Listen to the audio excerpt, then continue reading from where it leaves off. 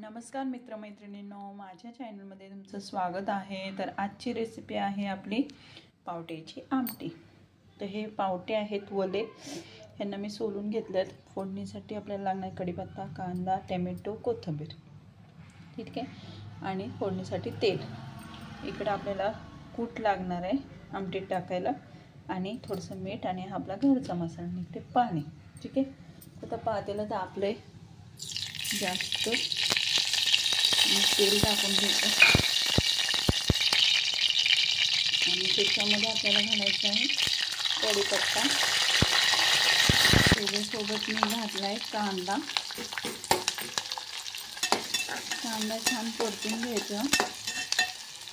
आणि नेहमी पण ना पावट्याची आमटी करताना ना त्याच्यामध्ये कढीपत्ता घालायचा, का तर कढीपत्ता घातल्यावर ना छान लागते टेस्ट आमटीला, ठीक आहे। तर आपला बघा कढीपत्ता चांगला भाजला आहे। आता आपला कांदा पण भाजून होणार आहे। मैत्रिणींनो, माझा व्हिडिओ कसा वाटतो हे नक्की कमेंट करून सांगत जावा प्लीज, का तर तुमच्या कमेंट केल्यामुळे आम्हाला काहीतरी असं वाटतं की बाबा ठीक आहे, यांना आवडतात आपले व्हिडिओ, मग काय करावं, नवीन काहीतरी काय करायचा प्रयत्न करावा असं वाटत असतं। त्यामुळे प्लीज तुम्ही व्हिडिओला लाईक करत जावा। आता व्हिडिओ करताना खूप मेहनत करावी लागते, त्याच्यासाठी तुमच्या एक लाईकची गरज असते। त्याच्यामुळे प्लीज तुम्ही लाईक आणि सबस्क्राईब करायला विसरू नका। आता हे बघा पावटे हे आत्ताच बाजारातून आणलेले आहेत, त्याच्यामुळे एकदम असे हिरवे हिरवे दिसतात। कधी पण पावटा आणला ना, आणल्या लगेच संध्याकाळी, तरी आपण सकाळी आणला किंवा संध्याकाळी लगेच आमटी करून टाकायची, का तर ते 2-3 दिवस ठेवले ना अजिबात म्हणजे असे काळे काळे पडतात। त्याच्यामुळे आमटीची चवही वेगळी होते। आणि पावटा नेहमी कधीही भाजून घ्यायचा नाही, म्हणजे आपण तव्यावरती बघा भाजून घेतो आणि मग त्याची आमटी करतो, तसं करायचं नाही। काय होतं माहिती का, पावटा आपण जेव्हा भाजून घेतो तेव्हा ह्याचे जे वरचे साल असते ना त्याची, ती पावट्याची, ही कडक होऊन जाते। कडक झाल्यानंतर काय होतं की आपण आमटी करतो ना त्याच्यावरती मग ते तरंगतात, मग ती अशी एकदम चामट किंवा असे दाट झाल्यासारखे होतात। त्याच्यामुळे पावटा कधीच भाजायचा नाही, तो तेलातच भाजायचा। जेव्हा आपण फोडणी करणार ना ते 1-5 मिनटं त्यात भाजून घ्यायचं चांगलं, आणि मगच त्याची आमटी करायची। नाहीतर आधी भाजून घ्यायचं आणि मग आमटी करायची, तसं करायचं नाही।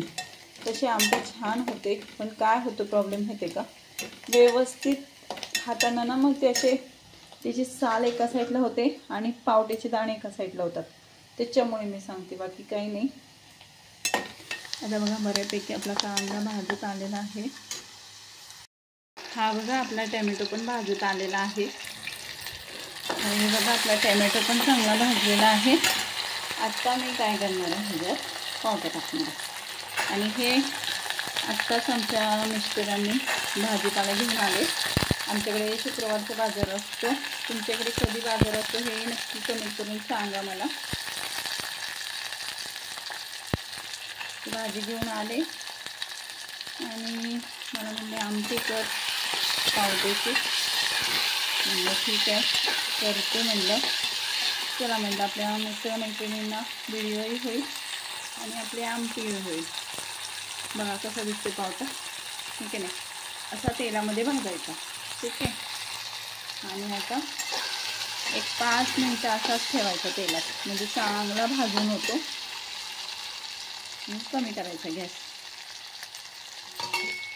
थोडंसं झाकण ठेवायचं। वाव, मस्तच बघा, वास तर एवढा सुंदर सुटलाय ना त्या पावट्यांचा, मस्तच वास येते। चला, तर आता आपल्याला हे मीठ आणि मसाला टाकायचा, ठीक आहे। तर मी टाकून घेते आज।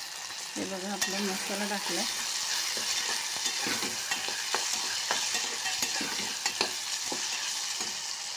खूप छान लागते आमटी, नक्की अशी करून बघा एकदा।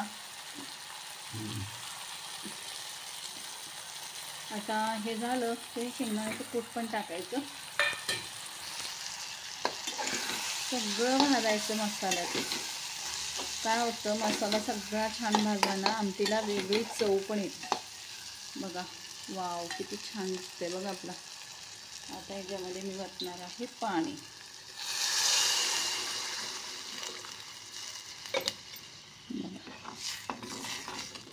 आता मस्त कमी गॅसवरती पावट्याची आमटी चांगली उकळून द्यायची, चांगली शिजून द्यायची पावटे. त्याच्यात घालते तर कोथिंबीर थोडीशी. बघा कशी दिसते आपली आमटी, एकदम मस्त झाली. एकदम पातळ पण आहे, जास्त घट्ट नाही करायची आमटी. घट्ट केली तर मग ती आमटी करून फायदाच नाही ना. थोडीशी आपली नकळत पातळ ठेवायची. त्याच्यामध्ये मी झाकण ठेवून देते थोडंसं वाफ यायला. ठीक आहे. तर हे बघा आपल्या आमटीला चांगली उकळी आलेली आहे आणि मस्त दिसते बघा, खूपच छान. आता मी पूर्ण शिजवून झाल्यानंतर तुम्हाला दाखवते आपली पावट्याची आमटी कशी झाली ती. ठीक आहे, ओके. तर हे बघा आपली पावट्याची रेसिपी तयार झालेली आहे. आमटी हे बघा छान शिजलाय पावटा. तुम्हाला दाखवते एक पावटा.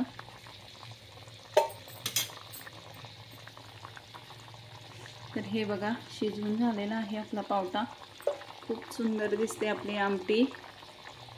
तर व्हिडिओ आवडला असेल तर लाईक करा, शेअर करा, कमेंट करायला विसरू नका आणि सबस्क्राईब करायला तर नक्कीच विसरू नका. धन्यवाद.